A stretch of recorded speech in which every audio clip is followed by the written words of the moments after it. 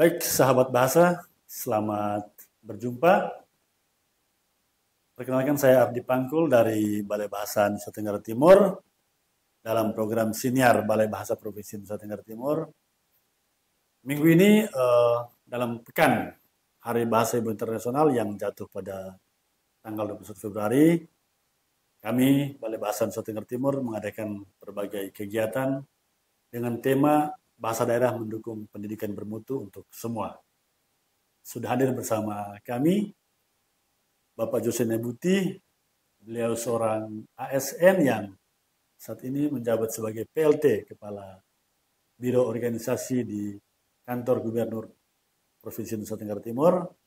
Selain sebagai ASN, beliau juga adalah penulis buku, kemudian tokoh adat suku Kemak Dirubati.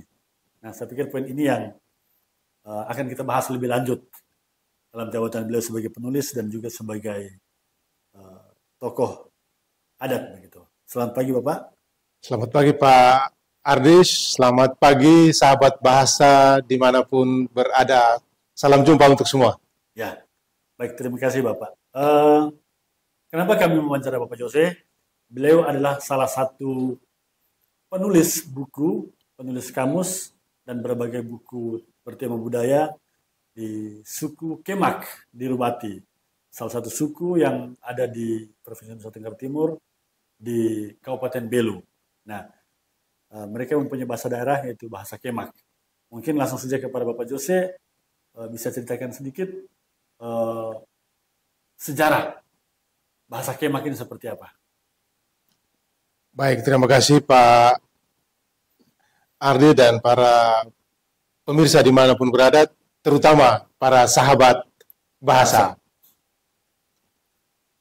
Bahasa Kemak Dirubati ini merupakan salah satu bahasa yang ada di Provinsi Nusa Tenggara Timur, yang ada di Pulau Timur ini. Kemudian dari segi dialeknya, itu bahasa Kemak Dirubati merupakan salah satu dialek dari bahasa Kemak terbesar yang ada di Pulau Timur ini.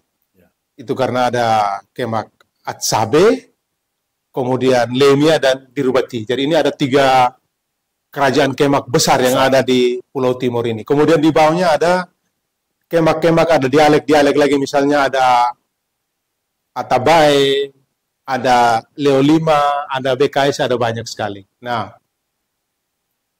bahasa Kemak Dirubati ini adalah bahasa ibu yang digunakan oleh suku Kemak yang ada di kerajaan Kemak Dirubati yang ada di, kalau sekarang itu posisinya ada di distrik Ermera di Republik Timor Leste sekarang.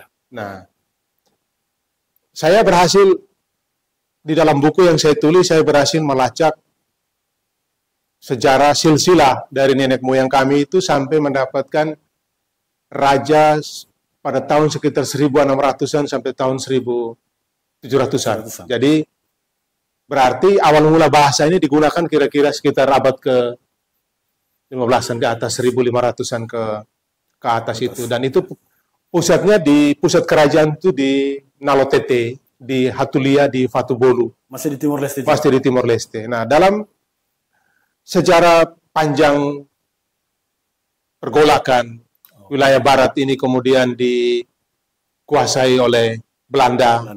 Kemudian dari segi penyebaran agamanya dipisah antara misi dan sending. Kemudian ketika Portugis itu datang, maka timur, sebelah timur ke sana kemudian dikuasai oleh Timur Portugis. Nah, di dalam Timur Portugis itu dari berbagai literatur yang saya pelajari, pusat kerajaan kami di Nalotete itu termasuk sekarang Hatulia. Itu adalah daerah yang sangat kaya, sangat subur. Saya sudah di sana dan saya sudah sampai di sana. Itu daerah pusat kopi, sawah, dan lain sebagainya. Nah, rupanya ini menjadi area yang diincar oleh penjajah, oleh Portugis. Nah, makin tahun UPT-nya makin tinggi, maka terjadilah pergolakan, terjadilah perlawanan. Nah, puncak perlawanan itu oleh raja tua kami, itu Raja Don Jose Manumeta. Kemudian beliau ditangkap, dipenjarakan di kota Dili, kemudian diasingkan di penjara Aipelu, sekarang di distrik Likisa. sampai beliau meninggal di sana. Nah, ketika beliau meninggal di sana, anaknya yang Dom Franciscus Xavier de Martins Neleto ini masih usia belia. Tapi jiwa kepemimpinan, pergolakan itu kemudian lahir sebagai pemimpin, dan singkat cerita beliau juga melakukan perlawanan terhadap Portugis. Karena alasan Portugis adalah dia wajib memungut upeti. Tapi karena ada penolakan, maka saya baca dari literatur, kemudian muncul istilah kemak. Kemak, kuemak, itu katanya sih dalam berbagai sejarah saya baca itu artinya kepala batu. Kepala batu. Kepala batu, keras kepala. Dan setelah saya coba mencari persamaan kata, makna, rupanya istilah itu diberikan karena sang raja ini tidak mau membayar upeti. Maka terjadilah perang, kemudian beliau melakukan perlawanan dan kalah dalam persenjataan dan personil. Beliau mengungsi ke Timor Barat. Timor Holandes namanya waktu itu. Maka beliau tiba di Atambua itu sekitar 1911 di daerah Tohe di perbatasan Timor Leste sekarang. Nah, dengan demikian seluruh tatanan budaya, struktur adat, karena seluruh kepala sukunya dia bawa, maka termasuk bahasa pun menjadi bahasa ibu yang terus terpelihara sampai sekarang ada di Kabupaten Belu. Termasuk rumah adat, seluruh tatanan struktur adat, kami terus lestarikan dan pelihara sampai hari ini. Kira-kira singkat ceritanya seperti itu. Ya, baik Bapak. Sejarah yang luar biasa panjang, dan saya pikir semoga semua hal itu sudah dituangkan dalam buku. Bapak. Sudah dalam buku. Ada satu bab tersendiri yang mengulas tentang ini. Ya, baik Bapak. Kita beralih ke, itu kan dari sejarahnya dari Timor Leste, kemudian sekarang Timor Barat. Nah, bahasa Kemak ini kan sekarang sudah masuk dalam 72 bahasa daerah yang ada di Indonesia. Terima kasih. Ya, kira-kira kondisinya sekarang seperti apa, Bapak, di Timor Barat, terutama di daerah Belu dan sekitarnya. Kondisi bahasa Kemak ini seperti apa saat ini? Ada berbagai kondisi yang harus kita jujur mengatakan bahwa ada berbagai aktivitas yang cukup menguntungkan dalam konteks pelestarian budaya ini, bahasa. Tapi juga ada kondisi-kondisi yang lain yang perlu kita waspadai dalam konteks sebenarnya degradasi terhadap bahasa. Nah, kami bersyukur bahwa di suku Kemak secara umum, tidak hanya di Rubati, bahwa seluruh tatanan upacara adat itu sampai hari ini bahasa bakunya masih tetap bahasa Kemak di Rubati. Dan bahasa-bahasa itu terus dipakai, dan bahkan ada jenis istilah adat, bahasa adat tertentu yang memang hanya bisa digunakan pada waktu itu. Pada waktu tertentu ya, Pak. Ya, jadi bahwa ada ritual adat yang mendukung kita, seluruh proses tahapan adat itu menggunakan bahasa Kemak. Dan tantangannya adalah sekarang ada kemajuan global, kemudian ada anak-anak kita sekarang yang berbagai generasi macam-macam istilahnya, adalah milenial, Gen Z dan lain sebagainya dengan bahasa-bahasa progemnya, kemudian dengan akibat kawin campur, kemudian ada pergi merantau, itu berdampak terhadap berkurangnya jumlah penutur bahasa Kemak.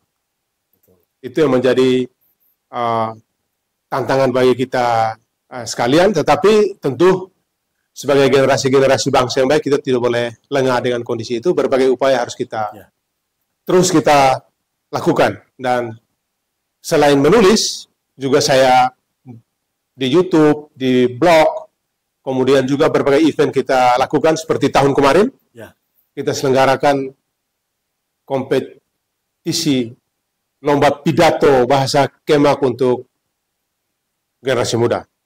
Dan mudah-mudahan saya tidak digugat, karena saya mengklaim bahwa saya orang pertama yang menyelenggarakan lomba pidato bahasa daerah di NTT ini. Mudah-mudahan saya tidak, kalau dikomplain pun oke lah, saya tinggal minta maaf kan. Kan hal-hal baik saya pikir tidak masalah. Ya, tapi kalau belum ada ya saya perlu sampaikan bahwa mungkin saya orang pertama, karena banyak pengakuan bahwa ini baru pertama kali. Kenapa dari dulu tidak dibuat? Mungkin kalau secara lembaga sudah banyak. Sudah banyak, secara individu ya. Secara individu ya. Kemudian juga ucapan terima kasih saya kepada teman-teman kantor bahasa yang luar biasa, yang membantu sehingga terbitnya kamus. Kemudian terima kasih, salam hormat saya kepada pimpinan Balai Bahasa, kemudian teman-teman dari Balai Pemajuan Kebudayaan, oh ya, kemudian teman-teman dari Bank NTT, teman-teman dari Bulog, kemudian teman-teman dari donatur yang lain yang membantu sehingga event tahun kemarin itu bisa berjalan dengan baik. Saya kira berbagai upaya pasca lomba pidato kemarin sudah banyak yang dikembangkan. Ya. Misalnya ada beberapa grup WA yang saya ada dan mereka saya mewajibkan ketika saya menyapa dengan bahasa Kemak, kalau ada yang menyapa bahasa Indonesia maka kalau terjadi 2-3 kali saya kasih keluar dari grup. Oh, siap. Ya, dan itu sudah mulai muncul, misalnya kami mulai kemudian menyadari bahwa ternyata bahasa kita itu kaya sekali. Kaya sekali ya. Kaya sekali dan bahasa-bahasanya itu apa istilahnya ya? Bahasa bukan struktur ya, tapi bahasa-bahasa yang syarat makna, pesan-pesan moral ada di dalam. Ya. Kita selalu mengatakan, may God bless you. Kenapa tidak sekali-kali kita pakai juga bahasa daerah kita, misalnya, umur ubu, nopi ubu, kuku mahu ita. Tuhan yang Maha Kuasa memberkati dan melindungi kita. Kan ada semua dalam bahasa daerah ternyata. Tapi selama ini tidak dipakai. Ya. Hati-hati di jalan ya, kalau misalnya ke Kupang, mereka buat di grup, kami OTW Kupang. Semua rame-rame jawab, hati-hati di jalan. Kan tinggal pakai bahasa daerah. Naik salah, dagaar. Hati-hati di jalan, jaga diri baik-baik. Naik salah, dagaar. Kan ada semua itu. Ya, berbagai upaya itu terus kita kembali. Ya, Pak Yose, tadi yang Bapak sampaikan memang saya pikir hal-hal yang bahasa itu pun hampir sama lah dengan bahasa lain. Misalnya tadi karena perkawinan campur, karena sikap bahasa generasi muda yang tidak mau pakai bahasa daerah lagi, terus hal-hal lain. Kalau saya menelisik lebih jauh, kira-kira bagaimana penerimaan masyarakat tentang yang Bapak lakukan begitu, berkaitan dengan lomba, berkaitan dengan penulisan buku. Apakah masyarakatnya mendukung atau ada yang kan ini hanya langkah-langkah biasa yang hanya pendokumentasian biasa? Mungkin bisa disampaikan, terutama dalam masyarakat suku Kemak sendiri. Kalau kita bicara persepsi pendapat pribadi, saya kira bisa bias dia. Tapi kita bisa menggunakan berbagai alat ukur.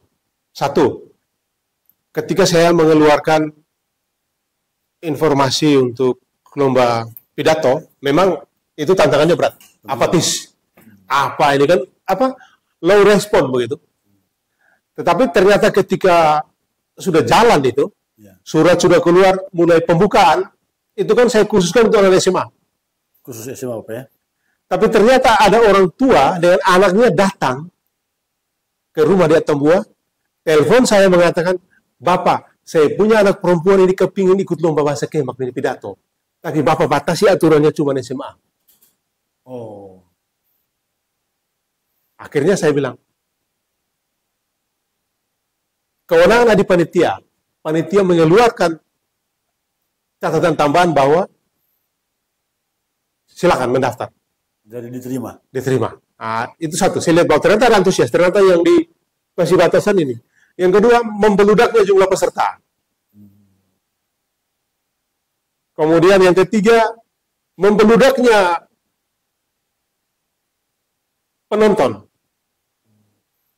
Melebihi ekspektasi saya. Di luar halaman rumah adat penuh semua. Yang ketiga, ada dukungan luar biasa dari beberapa desa yang mengisi acara dengan tarian. Dengan tarian dan permainan suling. Masih dalam suku Kemak juga, Pak ya? Semua itu dari dalam suku Kemak. Kemudian pada waktu acara itu hadirnya ketua DPR, beberapa anggota DPR semua hadir itu. Kemudian ada tanpa mengundang resmi media untuk meliput. Saya hanya WA ke satu media cetak, saya tidak perlu sebutkan namanya. Ya. Tapi ternyata yang hadir itu lebih dari satu. Lebih dari satu, bahkan kontributor Indosiar misalnya hadir itu. Ada kontributor yang lain juga hadir. Dan itu mereka sampai selesai. Kemudian setelah itu ada begitu banyak tanggapan di story WA, ada WA ucapan terima kasih, ada telepon, ada banyak. Dan usulan mereka adalah kalau bisa ini jadi rutin tiap tahun. Oh, ya. Dan tidak hanya ini, kalau bisa dikembangkan ada lomba puisi. Maka seperti saya sampaikan tadi, cerpen, dongeng misalnya. Bahkan kita rencana kalau stand up-nya sekalian biar lebih rame. Iya, saya kira tanggapan masyarakat cukup baik. Bahkan saya punya video testimoni dari saudari saya, suster yang ada di Afrika. Oh, luar biasa. Tentang kamus ini. Dia sampai menuturkan air mata karena dia sudah lupa. Jadi ada testimoni dari suster di Afrika yang sudah puluhan tahun mungkin bertugas di sana. Saya kirim itu dia. Dia senang sekali. Semoga dia masih bisa berbahasa Kemak ya, Pak ya. Dengan itu dia mulai membaca kembali. Ya, baik Pak Jus. Itu tadi tantangan dari masyarakatnya. Nah, tantangan ke depan kan jangan sampai masyarakat bilang ini hanya setahun sekali begitu kan. Mungkin Bapak bisa menyampaikan rencana. Lalu yang paling penting juga adalah dari sisi pemerintah untuk upaya untuk melindungi bahasa ini, misalnya dari regulasi, sehingga ini bisa dibuat dalam bentuk semacam muatan lokal kah, sehingga bisa digunakan di sekolah-sekolah terutama berbahasa Kemak siswanya. Apakah sudah ada sampai ke situ juga begitu? Jadi target kita sebenarnya ini kan adalah melestarikan budaya. Nah, melestarikan budaya ini kan harus pada seluruh tatanan kehidupan berbangsa dan bernegara itu. Termasuk di dunia pendidikan tentunya, sesuai dengan tema Hari Ulang Tahun Internasional Bahasa Ibu ini kan. Nah itu secara komunikasi sudah, bersurat sudah, kemudian di salah satu SMA negeri di Kabuna, itu sudah mulai mengajarkan menggunakan kamus kita, sudah mulai. Dan 1-2 minggu kemarin saya sudah dikontak oleh Dinas Pendidikan Kabupaten Belu untuk bagaimana berdiskusi bersama soal muatan lokal kurikulum. Terus saya sampaikan seperti ini. Kalau kita membuat regulasi tentang kurikulum muatan lokal, ini kan kita bicara soal payung. Nah, kalau kita bicara soal payung hukum, berarti dia itu memayungi banyak aspek. Jadi bicara tentang kurikulum muatan lokal, dia tidak hanya bahasa. Betul. Seni, budaya, tari, sastra, budaya, ilmu pengetahuan juga ada di dalam. Betul. Misalnya, pengobatan-pengobatan tradisional. Ya. Itu bagian dari kurikulum muatan lokal yang bisa diajarkan di kelas sekolah. IPA misalnya. Bisa. Kan banyak sekali kita punya pengobatan-pengobatan tradisional yang ada di sana. Di pertanian misalnya, bagaimana ada budaya kita yang harus sebelum membuka kebun, ada permohonan izin dulu. Membuka, kemudian mengolah, panen, ucapan syukur dulu. Pada saat tanaman sudah bagus, ucapan syukur dulu. Nah, itu bagaimana semua dibuat dalam satu payung yang besar. Oke lah, kalau tahap awal kita ke bahasa. Mereka kontak untuk membantu mendesain. Saya bilang, ya disampaikan secara resmi, nanti saya kontak teman-teman di kantor bahasa, nanti teman-teman di kantor bahasa ada mitranya itu. Yang mengusur soal kurikulum, nanti kita akan bahas. Mereka sudah kontak, walaupun masih informal. Mudah-mudahan nanti kalau sudah ada resmi, saya akan kontak Pak Ari dan teman-teman untuk kita diskusikan itu. Dan ini kan rata-rata pimpinan kita kan baru semua. Dan salah satu yang saya akan ke Bupati Belu, minta dukungan untuk perlu ada event tahunan soal pekan budaya untuk generasi muda, lomba pidato, stand up untuk generasi muda. Tidak hanya bahasa Kemak. Bahasa Bunak, bahasa Tetun Terik, Tetun Portugis, kemudian budayanya, tariannya, itu bisa dipentarkan, itu bisa menjadi sumber pendapatan asli daerah. Ya, baik Bapak. Mungkin saya juga perlu bertanya berkaitan bahasa Kemak ini kan bahasa yang terkecil di antara bahasa Bunak dan bahasa Tetun ya, yang di Kabupaten Belu begitu. Nah, selain itu dia juga berada di daerah batas negara. Pasti tantangannya lebih besar lagi begitu. Kira-kira menurut Bapak Jose, selain langkah-langkah tadi yang kita sudah bicarakan, apalagi yang perlu kita kerjakan untuk bahasa ini harus tetap hidup, karena tantangan begitu banyak, begitu luar biasa dari sudut segi bahasa di pinggir negara dalam tanda kutip, dan juga dia berada di antara bahasa-bahasa lain yang lebih besar penuturnya begitu. Kira-kira langkah preservasi apa yang Bapak lakukan begitu? Atau mungkin dengan warga lain, masyarakat lain begitu? Jadi baik, saya kira ada sebuah situasi yang memang kita butuh perhatian ekstra karena Kabupaten Belu ini kan berada di batas negara. Batas negara dengan Timor Leste. Yang kedua, bahasa ini kan digunakan oleh dua bersaudara yang ada dua suku ini. Dan sehingga tantangan kita adalah karena dia di batas negara, bahasa ini bisa dipengaruhi oleh dialek yang Timor Leste karena dia dipengaruhi oleh dialek Tetun Portugis. Sehingga kemudian bisa saja ada muncul dialek baru lagi begitu kan. Sehingga yang bahasa aslinya kemudian bisa sehingga salah satu memang kurikulum buatan lokal itu menjadi penting. Kemudian upaya-upaya pelestarian yang terstruktur. Jadi selain pemerintah melalui kurikulum, upaya-upaya terstruktur melalui lembaga-lembaga adat. Melalui lembaga-lembaga adat. Itu harus terus dikembangkan. Kemudian perlu ada event yang berkelanjutan. Event yang berkelanjutan untuk melestarikan ini budaya-budaya ini, termasuk ini bahasa. Karena bahasa dan ritual sosial budaya tidak bisa dipisahkan. Betul. Jadi kalau mau melestarikan bahasa, lestarikan juga budayanya. Karena yang bisa melindungi bahasa ini adalah budaya. Budaya, betul. Karena pada ritual-ritual budaya itu wajib menggunakan bahasa daerah, baik itu Kemak, baik itu Bunak, baik itu Tetun. Itu mungkin harus segera dilaksanakan, Bapak. Harus segera dilakukan seperti itu. Baik, Bapak Jose. Tadi mohon izin Bapak, yang Bapak sudah buat sekarang apa tadi? Kamu sudah. Yang sedang dalam proses apa? Sekarang ada 3 nih yang untuk menulis ya. Saya sedang menulis buku tentang Belis. Dengan topik sementara adalah perempuan Kemak dalam perspektif Belis. Tujuan dari menulis buku ini adalah untuk menggambarkan tentang hakikat perempuan dalam Belis orang Kemak itu seperti apa. Karena kami di suku Kemak, terutama Kemak Dirbati, Kemak pada umumnya itu memposisikan perempuan dengan Belis itu, jadi Belis itu sebagai upaya penghargaan kepada anak perempuan. Luar biasa. Jadi kalau kita baca uraian-uraiannya itu, misalnya ada ada 2 item yang sangat wajib di situ adalah air susu ibu dan Belis perawan. Itu kami mau meletakkan bahwa betapa berharganya perempuan. Jadi ini saya mau tulis itu, kemudian juga sedang menulis tentang proses pembuatan rumah adat. Juga saat ini sudah 70-80% buku tentang ritual adat terbesar dalam suku Kemak. Itu namanya Matekio.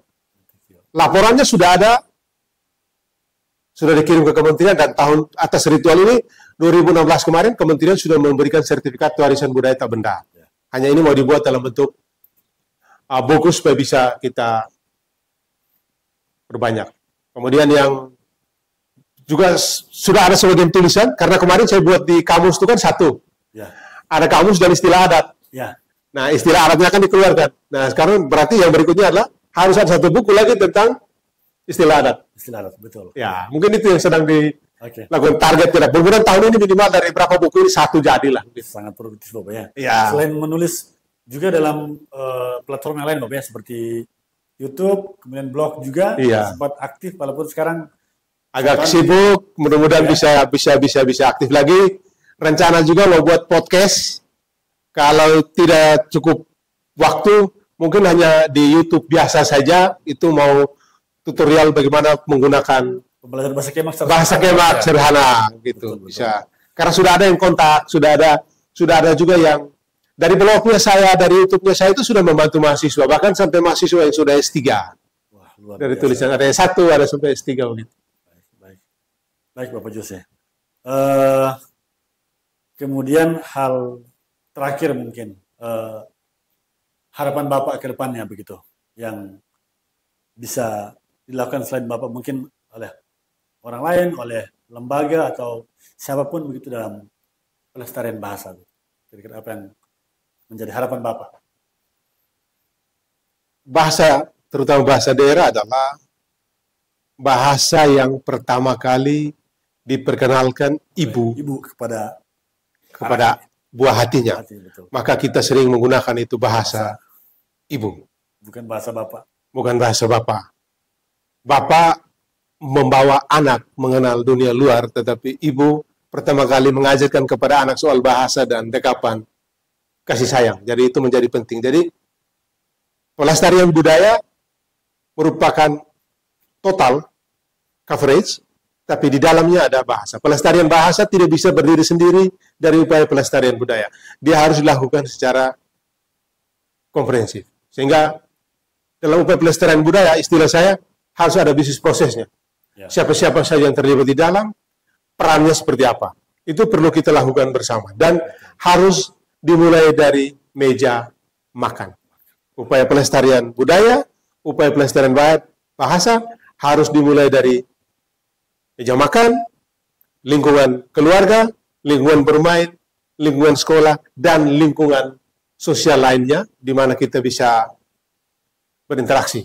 Kalau itu bisa kita lakukan, saya kira budaya kita bisa terus lestari. Karena tantangan kita saat ini adalah begitu banyak dinamika yang terjadi baik di level lokal, regional, maupun di level internasional. Sehingga itu menjadi sangat penting untuk kita terus berjuang bersama untuk melestarikan budaya bangsa, karena kalau budaya daerahnya kuat, maka budaya bangsa menjadi kuat. Karena budaya daerah puncaknya adalah kebudayaan di tingkat nasional. Ya, betul Pak. Seperti yang disampaikan di awal bahwa memang kondisi bahasa Kemak ini kan penduduknya kurang lebih penduduknya kurang lebih 5 penuturnya kalau Kemak secara keseluruhan sekitar 50-an ribu bisa. Penduduknya yang mungkin hanya 70% dari itu. Iya, yang aktif, yang menguasai sekitar itu 70-an persen. Ya, kemudian selain yang Bapak lakukan, kami juga perlu menyampaikan bahwa kantor bahasa juga sudah melakukan, Balai Bahasa sudah melakukan langkah-langkah positif juga dengan memasukkan beberapa kosakata bahasa Kemak ke dalam Kamus Besar Bahasa Indonesia. Saya kurang tahu jumlah pastinya, tapi sudah beberapa yang masuk.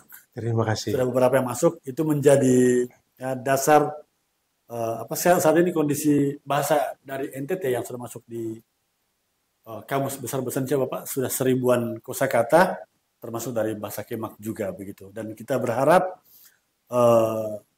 akan terus bertambah bahasa daerah yang menjadi penyangga bahasa Indonesia begitu. Itu yang sudah kami lakukan, selain juga langkah-langkah lain seperti revitalisasi bahasa daerah dan mendorong Pemda untuk membuat regulasi lalu menurunkan dalam bentuk muatan lokal di sekolah-sekolah. Dan kita berharap dengan langkah-langkah itu bahasa daerah akan tetap tumbuh dan tetap hidup begitu. Jadi terima kasih kepada Bapak Jose untuk hal-hal baik sudah dibaikan kepada kami. Kami berharap apa yang menjadi catatan yang menjadi langkah-langkah baik yang sudah Pak Jose buat bisa menginspirasi orang lain dengan bahasanya begitu. Karena bahasa ini sebenarnya tanpa kita sadari kepunaan cepat sekali tanpa disadari. Dan semoga di tempat lain, di bahasa lain akan muncul Pak Jose lain yang dengan kesadaran penuh melindungi bahasa daerahnya dan sastra daerahnya. Jadi sekali terima kasih Bapak di tengah kesibukannya mau bertemu dengan kami, berbagi bersama tentang pelestarian bahasa daerah. Dan harapan kami semoga bahasa Kemak tetap hidup dan tetap dituturkan oleh penutur jatinya atau generasi muda bahasa Kemak. Terima kasih. Satu dari saya. Satu lagi dari Bapak. Terakhir dari saya untuk generasi muda, para generasi muda, terutama generasi muda Kemak dimanapun berada, teruslah berjuang untuk melestarikan budaya bangsa, termasuk budaya Kemak, walaupun upayamu tidak diketahui banyak orang. Teruslah berkarya seperti hujan yang meniadakan awan, seperti api yang menjadikan kayu menjadi abu. Terima kasih. Usin Sapardi. Mantap. Terima kasih Bapak. Ya, baik. Sahabat bahasa, demikian siniar kami kali ini dengan tema bahasa daerah mendukung pendidikan bermutu untuk semua. Sampai berjumpa dalam siniar-siniar selanjutnya yang tentunya kami akan mengangkat juga masalah-masalah berkaitan kebahasaan dan kesastraan. Terima kasih. Selamat pagi. Tuhan memberkati kita semua. Lipunosali, Maromak, Kuku mau itu almamu, Haresia ita turbutu aragali.